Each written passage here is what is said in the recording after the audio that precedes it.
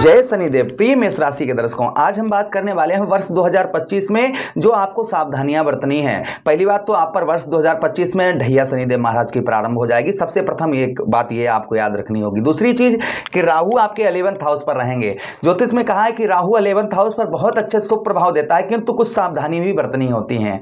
तो इस प्रोग्राम में हम वही सावधानी बताने का आपको प्रयास करेंगे कि आपको वर्ष 2025 में आपको कौन कौन सी सावधानी आपको बरतनी है, कौन कौन सी बातों से आपको सावधान रहना है, किन किन से सावधान रहना है, कौन कौन से कार्यों से आपको सावधान रहना है। हर एक बात पर विशेष पूर्वक अच्छी तरीके से चर्चा करेंगे। देखिए, मैं हमेशा ही प्रोग्राम में सत्य बताने का प्रयास करता हूं, वो चाहे आपको अच्छा लगे और चाहे बुरा लगे। मेरा कर्तव्य क्या है? मेरा कर्तव्य यही है आपको सत्य बताने का।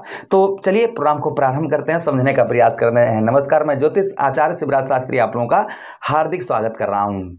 इस प्रोग्राम को आप अपनी लगन पर देखेंगे, आपको बहुत सटीकता नजर आएगी। आप अपनी चंद्र राशि पर इसको देखेंगे, बहुत सटीकता नजर आएगी। चलिए प्रोग्राम को प्रारंभ करते हैं, समझने का प्रयास करते हैं। अगर आप अपनी कुंडली पर परामर्श विश्लेषण विस्तार पूर्वक अच्छी तरीके से अनलिमिटेड समय के साथ करवाना चाहते हैं तो आप हमारे दिए गए नंबर पर आप संपर्क करके अपनी कुंडली का परामर्श विश्लेषण विस्तार पूर्वक अच्छी तरीके से करवा सकते हैं। चलिए अब प्रोग्राम को प्रारंभ करते हैं और समझने का प्रयास करते हैं। बहुत ध्यान से सुनिएगा। राहु आपके 11th हाउस पर रहेंगे वर्ष 2025 में मई के महीने के बाद।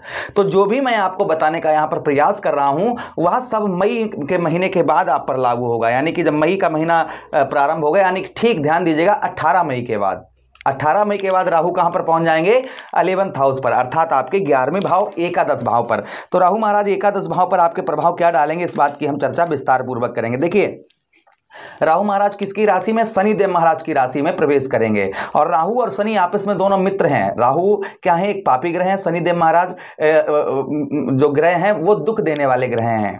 तो लेकिन आपस में मित्र हैं। तो मित्र के घर में राहु जो है प्रवेश करेंगे, जिसके कारण आपको अधिक समस्याएं नहीं झेलनी पड़ेंगी। तो देखिए, सबसे पहले हम बात करें वर्ष 2025 में आपके 11th हाउस पर राहु महाराज रहेंगे तो यहां पर आपको लाभ भरपूर देंगे। जो आपको लाभ है, जैसे कोई भी, अब लाभ किसको कहते हैं? लाभ उसको कहते हैं जैसे हमने 10 रुपए की कोई चीज ली, उसे हमने 15 रुपए में बेचा या 12 रुपए में बेचा, तो हमें क्या हुआ? 3 रुपए लाभ हुआ ना। तो यह लाभ जो है राहु आपको 11th हाउस पर देंगे ही देंगे।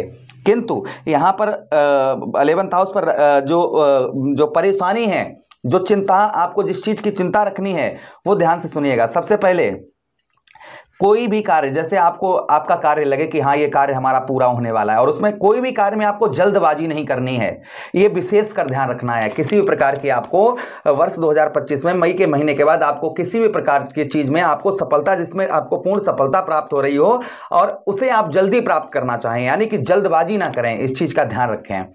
दूसरी चीज यहां पर यह है कि आपके 11th हाउस पर राहु महाराज का प्रभाव जो रहेगा, आपके जो यहां पर आपके पैरों में दर्द दे सकते हैं, आपके जोड़ों में ये दर्द दे सकते हैं। इस चीज ध्यान रखिएगा, ये भी आपको वर्ष 2025 में थोड़ा बहुत झेलने को पड़ेगा।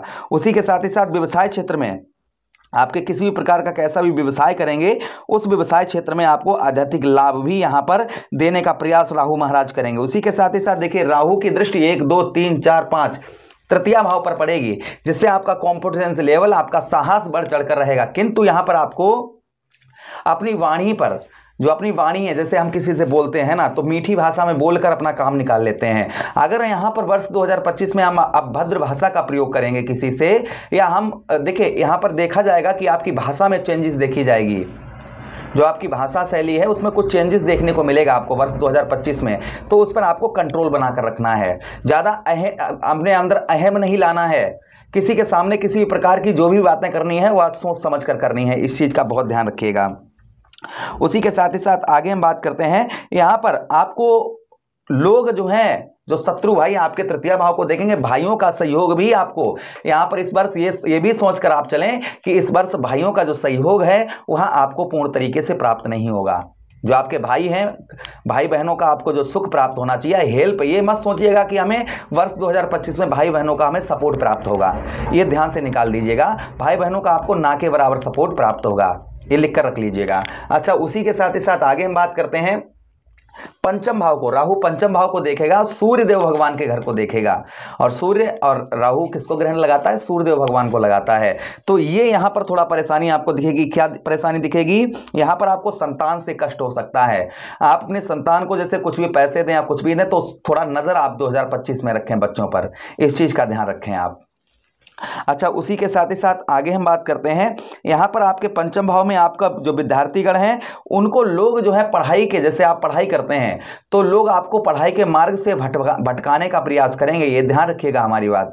लोग जो हैं आपके मार्ग से, जो आप जो भी कार्य कर रहे हैं, पढ़ाई कर रहे हैं, उसमें आपको बाधाएं पहुंचाने का प्रयास करेंगे, इसलिए आपको अपनी पढ़ाई पर फोकस बनाकर रखना होगा, ये भी ध्यान रखना होगा।